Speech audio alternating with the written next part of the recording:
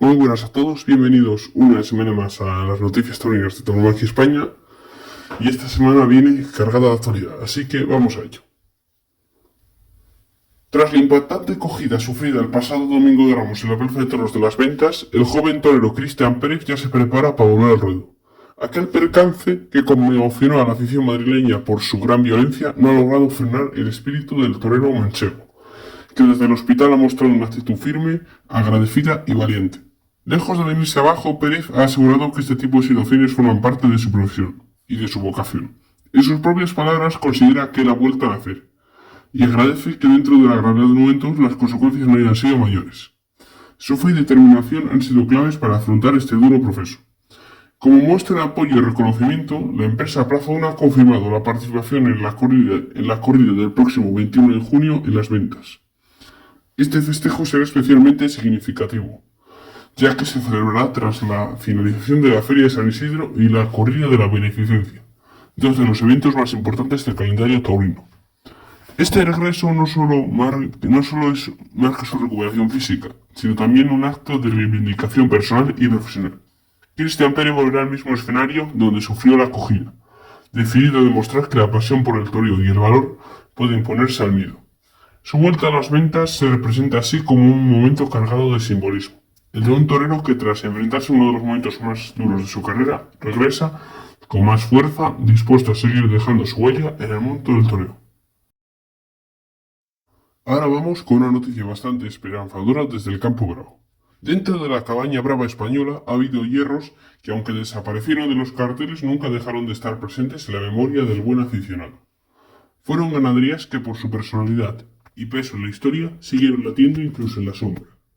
No necesitaron estar en el foco de la actualidad taurina. Bastaba con recordar lo que fueron para entender que su ausencia no fue olvido, sino una pausa impuesta por un sistema que durante años ha dejado de comprender que la riqueza de la fiesta estaba en su diversidad de encastes. La de los herederos de Felipe Bartolomé fue una de esas vacadas que con el paso del tiempo fue perdiendo su sitio en las ferias. Fue un hierro que no necesitó presentación, porque hablaba del toro que perteneció a la rama Buen Día, del encaste Santa Coloma. Un tipo de toro con una personalidad indiscutible.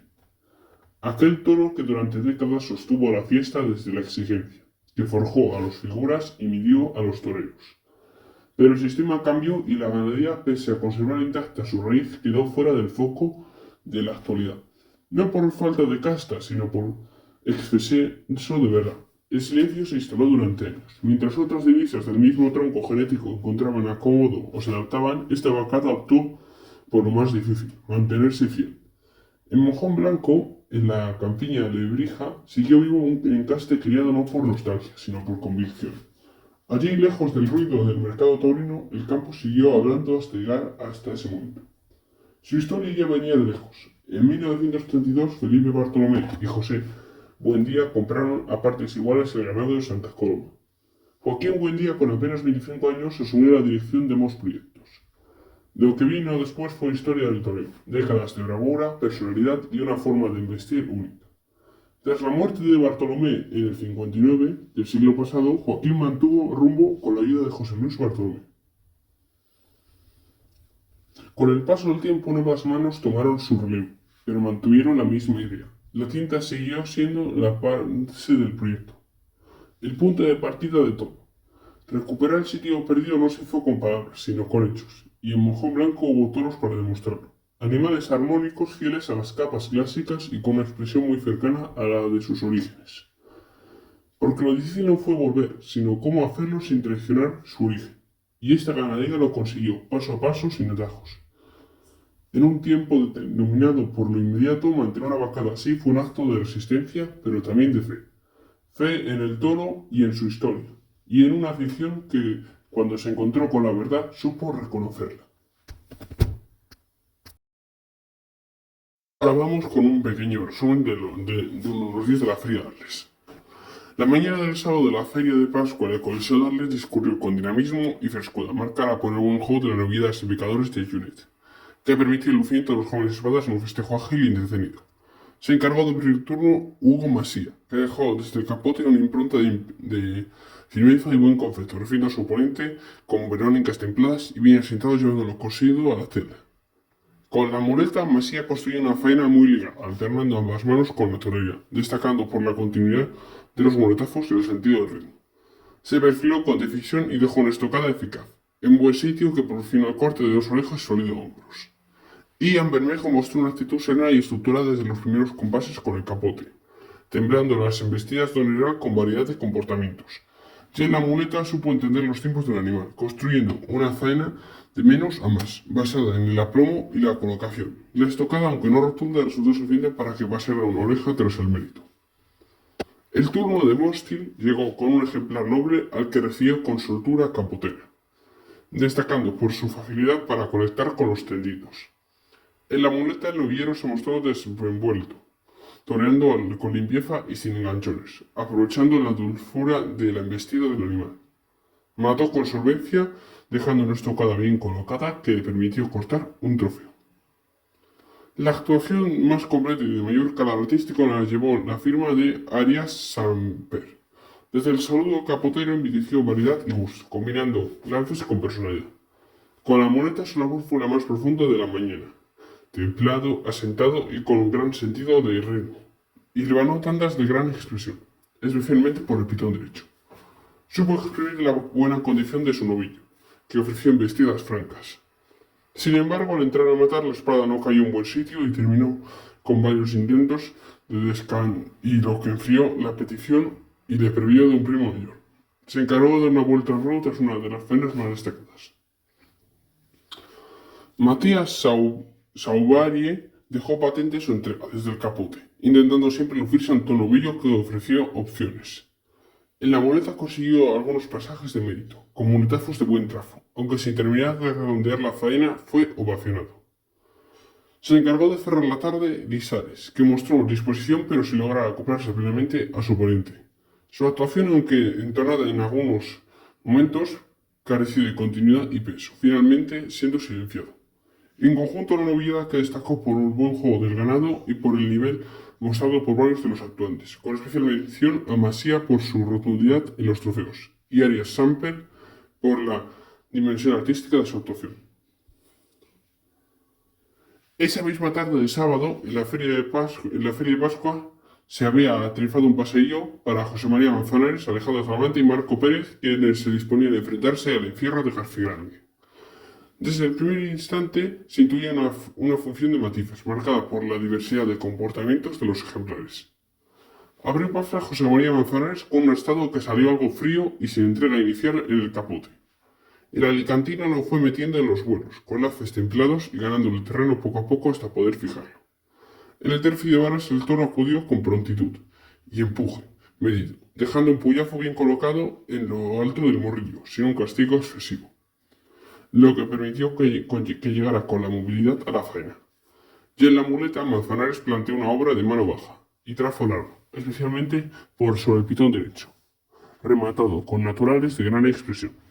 Se perfiló con seguridad y dejó una estocada recibiendo en lo alto, y de una ejecución limpia, suficiente para provocar la confesión de una oreja. El segundo correspondió a Alejandro Talavante, quien lo saludó con variedad capotera, alternando verónicas y remates, con sello propio. En varas, el toro destacó por su bravura, empujando con fijeza bajo el peto. El picador señaló dos puyazos en buen sitio, midiendo el castigo. Talavante inició la faena de muletas, con un arranque vibrante. El toro humilló con ritmo, lo que permitió tantas ligadas con ambos pitones, con especial profundidad en los derechazos. Sin embargo, el animal terminó rajándose y perdiendo entrega. El extremeño optó por cerrar por manoletinas antes de entrar a matar, pero la espada cayó defectuosa y reiteró sin acierto, lo que diluyó el posible trofeo en una ovación. El tercero no ofreció opciones desde el inicio, falta de fuerza en el capote. Evidenció su invalidez antes incluso de lucirse en varas, lo que motivó su devolución a los corrales. Más polémica resultó la lidia del sexto, que al acudir al caballo se lesionó una mano, al recibir un puyazo ligeramente trasero. Pese a ello no fue cambiado en un primer momento, generando protestas en los tendidos. Finalmente se corrió el turno y salió un sobrero de José Cruz. Marco Pérez lo recibió con solvencia a la Verónica. En varas el animal cumplió sin excesos, recibiendo un puyazo trasero. El amulete del joven torero se entregó por el pitón derecho, logrando muletazos de buen trazo pese a la falta de transmisión. Sufrió una acogida sin consecuencias al intentar un pase por la espalda. La estocada resultó caída y defectuosa, perdiendo cualquier opción de premio. El cuarto volvió a manos de Manzanares. De salida volvió a mostrarse frío en el capote, pero el torero lo fue sobando con suavidad. En el tercio de varas el puyazo cayó en un sitio correcto, sin cargar en exceso la suerte. Ya en la muleta el toro desarrolló nobleza, lo que permitió al diestro componer una faena de gran estética y muy templado y pausado ritmo. Entró a matar recibiendo nuevamente y dejando una estocada en lo alto, pero la tardanza del toro en doblar enfrió los tendidos y dejó todo en una ovación. El quinto fue el toro más completo del festejo y volvió a ser para Talavante. En el capote lo fijó con temple, llevándolo muy toreado hasta el caballo. En varas el puyazo fue colocado y bien medido, permitiendo que el animal llegara con clase a la muleta. Allí el extremeño hermanó una faena muy ligada, con series profundas y ritmo constante, toreando con dispaficidad por ambos pitones. La estocada entrando derecho y por derecho cayó en buen sitio, efectiva, lo que le valió el corte de 2 orejas.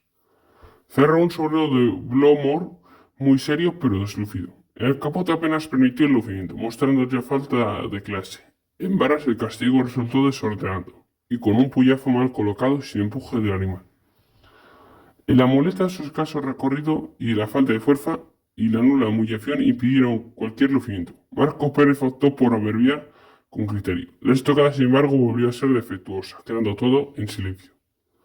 En conjunto, una serie de contrastes donde el acierto y la colocación de estocadas marcó la diferencia en la obtención de trofeos y donde las devoluciones vinieron motivadas por la falta de fuerza y las lesiones evidentes de los astados.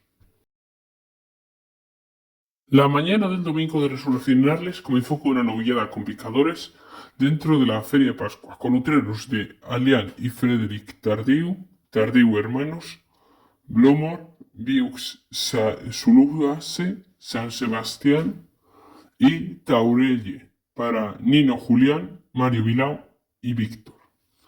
El festejo se abrió con el primero de la ganadería de Blomor, al que Nino Julián recibió de rodillas a Portagayola, jugándose el tipo con un capote firme y bien presentado. Después de pie lo fue metiendo en el engaño con Verónicas templadas, ganándole el terreno. En el tercio de varas el novillo acudió con alegría al caballo, empujando con los riñones y los puyazos algo traseros en el primer encuentro y mejor colocados en el segundo. Permitieron medir su bravura sin necesidad de castigarlo en exceso. Con la muleta el novillero construyó una faena de trazo limpio, basada en la suavidad, destacando tandas ligadas por el pito derecho. Sin embargo, la espada cayó desprendida y eso enfrió los ánimos. Pese a la petición, todo quedó una vuelta al ruedo mientras el estado fue ovacionado en el arrastre. El segundo de Vieux Sula se planteó complicaciones de salida. Mario Bilao lo saludó con un capote inteligente, llevándolo muy tapado para evitar los derrotes. En varas el animal se defendió, más que embistió, recibiendo puyazos medidos y bien señalados en la yema, para no agravar su condición. Ya con la muleta, Bilao impuso su mando, se cruzó y le ganó la acción. Logró someterlo, especialmente al natural, donde surgieron los momentos más profundos. La estocada bien ejecutada y en su sitio rubricó una actuación de peso que fue premiada con una oreja. El tercero de San Sebastián permitió a Víctor lucirse con el capote en lances cadenciosos, ganando el terreno hacia los medios. En el caballo el animal empujó con cierta clase, y los puyazos fueron correctamente colocados, sin exceso. Con la frenera el novillero logró una faena equilibrada, alternando ambas manos con temple, llevando muy cosida la embestida del utrero. Cerró con una estocada entera, ligeramente caída pero efectiva, que le valió el corte de una oreja. El cuarto de Taure fue noble pero falta de transmisión. Nino Julián lo recibió con un capote fundamental, sin excesos de lucimiento. En varas el castigo fue ligero con puyazos traseros que apenas condicionaron al astano. Con la muleta todo resultó sencillo. El novillero aprovechó la docilidad del animal para hilvanar una faena cómoda de oficio sin apreturas. La estocada bien colocada en lo alto aseguró una oreja de trámite. El quinto de Tardieu hermanos fue el gran protagonista ganadero. Desde el capote Mario Bilao lo entendió a la perfección, llevándolo con suavidad en verónicas muy templadas. En el tercio de varas el novillo se arrancó con bravura, empujando con fijeza. Los puyazos bien señalados en el morrillo permitieron ver su entrega sin mermarlo. La faena de muleta fue un ejercicio de armonía, toreo despacio, muy asentado con tandas largas y ligadas haciendo rugir al tendido. Sin embargo, la espada no viajó certera y quedó baja, perdiendo así los mayores trofeos. Aún así dio una vuelta al ruedo junto al ganadero, mientras que el novillo fue premiado con la vuelta también. El sexto de Aleán y Frederic Tardieu ofreció pocas opciones. Víctor lo saludó con solvencia desde con el capote, pero sin brillo. En varas el animal cumplió sin entrega, con bullazos traseros que apenas dijeron nada. En la muleta el novillero tiró de voluntad intentando robar muletazos a un estado muy deslucido y sin ritmo. No hubo opción de redondear la faena. Tras una estocada eficaz pero sin relieve, el premio quedó en una vuelta al ruedo. La tarde avanzó en la majestuosa plaza de toros de Arles, con una corrida de toros de Torrealta para Daniel Luque, Emilio Justo y Tomás Rufo. Se encargó de abrir plazo a Daniel Luque ante un toro de capa melocotón que ya desde el capote evidenció su falta de entrega. Lo saludó con verónicas de tanteo, sin poder estirarse por la falta de celo del animal. El tercio de varas sacudió sin empuje, recibiendo un puyazo trasero y un segundo apenas señalado, buscando no ahondar su condición defensiva. Con la muleta, Luque tiró de oficio sujetándolo muy en la cara, robándole muletazos de mérito a base de colocación y firmeza. Logró estructurar una faena de mucha capacidad, pero la espada cayó defectuosa tras varios intentos, perdiendo así el trofeo y quedando todo en una ovación tras los avisos. El segundo, uno de capa colorada, permitió ver a Emilio Justo en una lidia muy metida desde el inicio. Con el capote lo llevó muy cosido, sin brusquedades. En varas el toro empujó con cierta fijeza. Los puyazos se colocaron en buen sitio, en el morrillo, dosificando el castigo. Ya con la muleta el extremeño construyó una faena de menos a más, templando las embestidas y alargando el viaje del animal, especialmente por el pitón derecho. Todo lo coronó con un volapié ejecutado en la suerte suprema, cayendo la espada en lo alto y siendo muy efectiva, lo que le permitió cortar dos orejas y abrir la puerta del triunfo.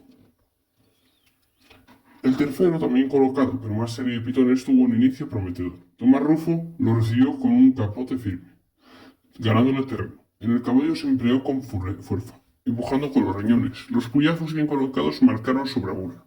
Sin embargo, la muleta del toro se vino a menos, volviéndose incierto. Rufo con valor se mantuvo en el sitio, incluso tras un percance sin consecuencias. Logró arrancar tandas de mérito, siempre por encima del animal. Mató de una estocada eficaz, algo desprendida, pero suficiente para cortar una oreja. El cuarto sacó más fondo en el caballo, donde empujó con entrega. El picador dejó un puyazo bien puesto y otro algo caído. Con el capote Luque ya dejó ver su intención de cuajar. En la muleta el sevillano firmó una obra de gran calado. Dominio absoluto, temple y una colocación perfecta para llevar al toro muy metido en la tela. Destacó una última tanda de enorme profundidad, fitando con el embés y ligando los muletazos con su mitad. Se perfiló con seguridad y dejó una estocada en todo lo alto, recibiendo dos orejas de peso.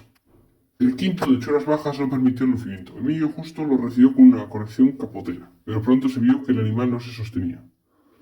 En varas apenas se le señaló, con puñazos traseros livianos para no agravar su debilidad.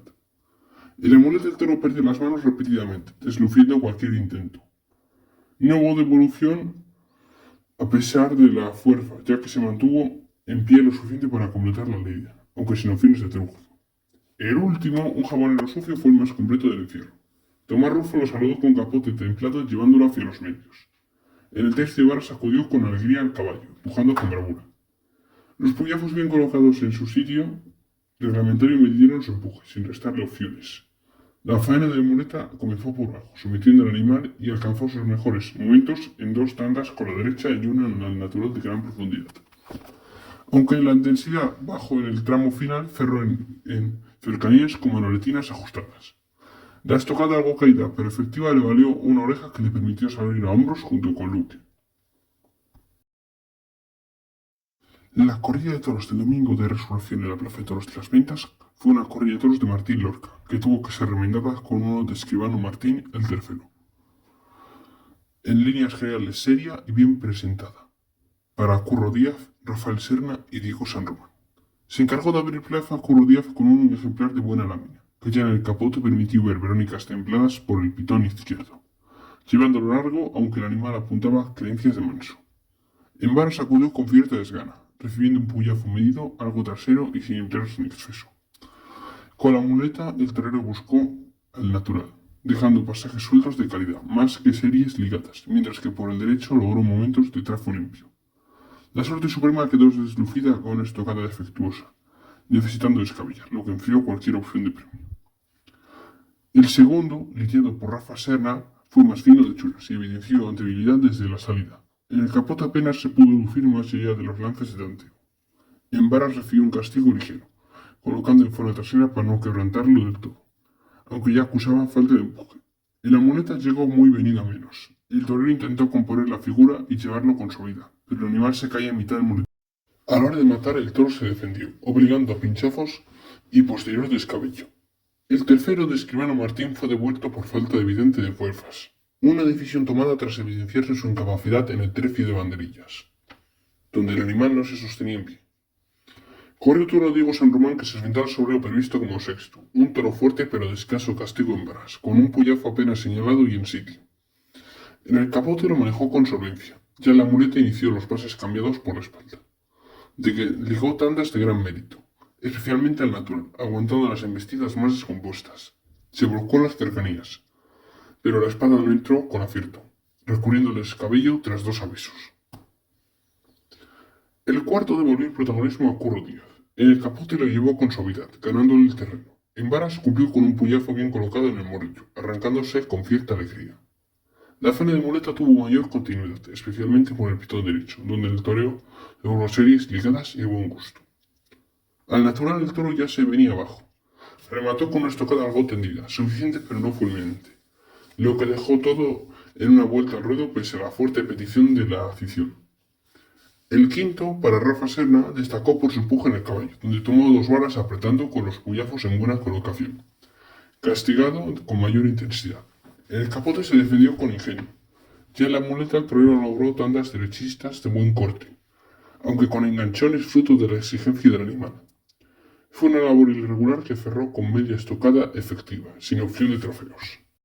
Se encargó de cerrar la tarde un sobrero de Carmen Valiente, bien presentado y cuidado por San Román desde el capote, donde dejó lances vistosos y un quite vistoso a la espalda. En varas se midió el castigo por un puyazo leve y bien señalado, para no restarle movilidad al animal. La faena de muleta fue de gran actitud, administrando tiempos y alturas ante un toro justo de fuerzas. Destacaron los muletazos por bajo con la izquierda y el largo trazo con la derecha. Se metió entre los pitones en el tramo final, pero la falta de rotundidad con la espada dejó todo en el silencio. Así transcurrió una corrida de matices donde los trofeos se resistieron y donde la devolución del tercero estuvo motivada por su falta de fuerza, en una tarde marcada más por el esfuerzo de los toros que por la rotundidad del ganado. El domingo de resurrección en Sevilla se vivió la primera corrida de toros de la temporada, con estados de García Grande para la reaparición de Morante, Andrés Roca Rey y David de Miranda. También destacar que fue la primera tarde de la empresa Lances de Futuro al frente de la maestranza de caballería de Sevilla. Abrió plaza Golfante, un toro corto de recorrido que ya en el capote evidenció su escasa transmisión, obligando a Morante de la Puebla a abreviar la imposibilidad de ligar lances con limpieza. En varas el animal señaló que tomando un primer puyazo alto y saliendo suelto. En el segundo se dejó algo más, aunque sin emplearse con franqueza. La muleta confirmó su rápido apagamiento, sin recorrido ni celo, y Morante sin opciones dejó una estocada algo desprendida pero eficaz, sin trofeos. El segundo cuestionador sí permitió el lucimiento desde el inicio de Andrés Roca Rey, que lo toreó con temple a la Verónica. En el tercio de varas se midió el castigo con puñazos traseros y dosificados para no quebrantar su justa fuerza. Ya la muleta el peruano lo llevó muy sometido, especialmente por el pitón izquierdo, logrando tandas de poder y ligazo. Mató de estocada entera a Bocaída tras varios encuentros en una labor de impacto aunque sin expreso premio. El tercero, foráneo, fue un toro deslucido desde el capote para David de Miranda, sin fijeza ni entrega. En varas cumplió sin brillantez, con puñazos traseros y saliendo suelto, evidenciando su mansedumbre. La muleta confirmó su condición, embestidas irregulares sin humillación ni continuidad, lo que dejó al torero sin posibilidad de estructura. La tarde cambió con el cuarto, Gentil, donde Morante logró los momentos más inspirados. En el capote dejó ver su sello, especialmente en un quite a la Verónica de enorme expresión. En varas el toro fue medido, recibiendo puyazo en el sitio pero sin excesivo castigo. En la muleta, aunque el toro perdió celo pronto, Morante lo sujetó con temple y estética, logrando tandas de gran plasticidad. Culminó con una estocada efectiva en buen sitio que le valió las 2 orejas. El quinto, francés, permitió a Rocarrey construir una faena de crecimiento. En el capote lo templó pese a sus defectos, mientras que en varas volvió a cuidarse la colocación de los puyejos, algo traseros pero necesarios para dosificar. En la muleta todo cambió la inercia, sometiéndolo en tandas cada vez más profundas, rematadas con una estocada entera, que le otorgó una oreja, con una fuerte petición de la segunda que el palco se negó a dar. El sexto, el titular corchoso, fue devuelto tras romperse un bidón en el tercio de varas, dejando paso al chumbo. Este muestra el capote mejor son por el izquierdo, aunque muy irregular. El tercio de varas acusó mansedumbre, tomando los puyejos con la cara alta, llegando incluso a derribar en mala colocación de hierro al caballo, evidenciando su perencia. En la muleta, tras una voltereta David eminente, el toro se vino abajo, pero el torero firme logró extraer muletazos en corto terreno. Cerró con una estocada eficaz que le permitió cortar una oreja.